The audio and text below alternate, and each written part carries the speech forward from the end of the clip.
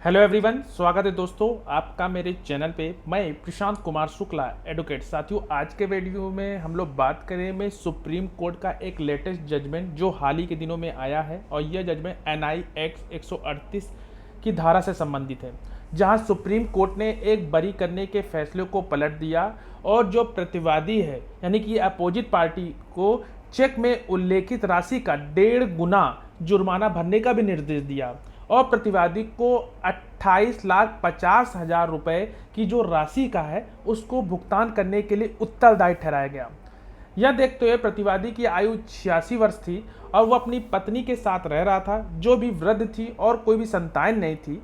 और उसकी जो कारावास की जो सजा है उसको माफ कर दी गई और जुर्माने को 8 महीने के भीतर चुकाया जाए, इसका निर्देश दिया। अदालत ने निष्कर्ष ये भी निकाला कि चूक होने पर 1 वर्ष के लिए साधारण कारावास की सजा को फिर से बहाल किया जाएगा।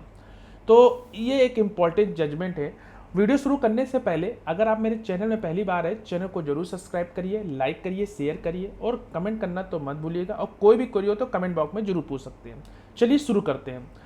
तो ये सुप्रीम कोर्ट का एक लेटेस्ट जजमेंट है, जिसमें इंपॉर्टेंट बात यही निकल के आई कि सेक्शन 138 एनआई एक्ट, यानी कि एक बार चेक का निष्पादन स्वीकार कर लिया जाए तो ऋण की जो ब्याज की दर के बारे में विवाद का जो बचाव है वो विषय नहीं रह जाता है।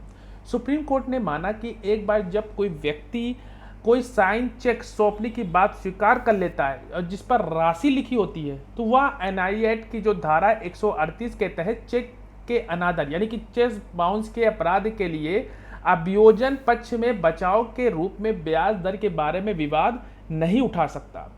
इस मामले में जो प्रतिवादी यानी कि अपोजिट पार्टी ने बकाया राशि के लिए चीट फंड कंपनी के पक्ष में 19 लाख रुपए की राशि का एक चेक निष्पादित किया था। जब चेक प्रस्तुत किया गया तो यह अकाउंट बंद के समर्थन के साथ वापस आ गया और जो प्रतिवादी को धारा 138 यानी कि एनआई एक्ट के तहत अपराध के लिए ट्रायल कोर्ट द्वारा दोषी ठहराया गया और अपीली अदालत ने उसे बरी कर दिया, जिसे हाई कोर्ट ने पुष्टि की कि इसलिए चिट कंपनी ने सुप्रीम कोर्ट में अपील की। अपीली न्यायालय ने अभियुक्त को बरी करते हुए माना कि 1.8% यानी कि प्रति माह की जो दर से ब्याज की जो ब्याज के बजाय जो 3% जो प्रति माह के दर से ब्याज की गणना करने और राशि की गलत गणना की गई है। कंपनी ने सुप्रीम कोर्ट के समक्ष ये भी तर्क दिया कि खातों के विवरण के अनुसार जो ब्याज है वह 3% प्रतिवर्ष होना चाहिए। सुप्रीम कोर्ट ने माना कि जो ब्याज दर के बारे में विवाद उतना ही प्रासंगिक नहीं था, क्योंकि जो अभियुक्त है वह चेक के निष्पादन को स्वीकार किया था, साथ ही जारी करते हुए अकाउंट बंद करने का उसका आचरण संदिग्ध परिस्थिति भी थी। न्यायालय ने आगे ये भी कहा कि जो प्रतिवादी द्वारा अपीलकर्ता से लिए गए लोन को चुकाने में विफलता के परिणामस्वरूप चेक जारी किया गया था, जिस पर ब्याज जोड़ा गया था, और सुप्रीम कोर्ट ने दशरथ रूप सिंह राठौड़ बनाम महाराष्ट्र राज्य 2014 के निर्णय का भी संदर्भ के बारे में उसमें व्याख्या की, जिसमें कहा गया कि चेक अनादर होते ही धारा 138 के एनआई अधिनियम के तहत अपराध किया जाता है। प्रतिवादी तर्क खारिज करते हुए कोर्ट ने कहा कि जो मूल राशि में 1.8% की जो प्रति माह के ब्याज से 3% के ब्याज दर से जोड़ी दी गई,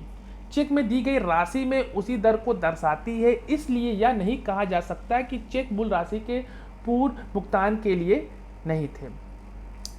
साथ ही साथ न्यायालय ने प्रतिवादी के इस तर्क को भी खारिज कर दिया कि 3% प्रति माह की दर से ब्याज 36% प्रति वर्ष के बराबर होगा, जो तमिलनाडु अत्यधिक ब्याज लेने के रोक अधिनियम 2013 के लगाई गई सीमा का उल्लंघन होगा। और न्यायालय ने कहा कि प्रतिवादी एनआई एक्ट के तहत इन कार्रवाई में यह तर्क नहीं दे सकता कि ब्याज दर जो तमिलनाडु अधिनियम के तहत स्वीकार जो दर से अधिक थी, जबकि वह इसके लिए सहमत था। न्यायालय ने यह भी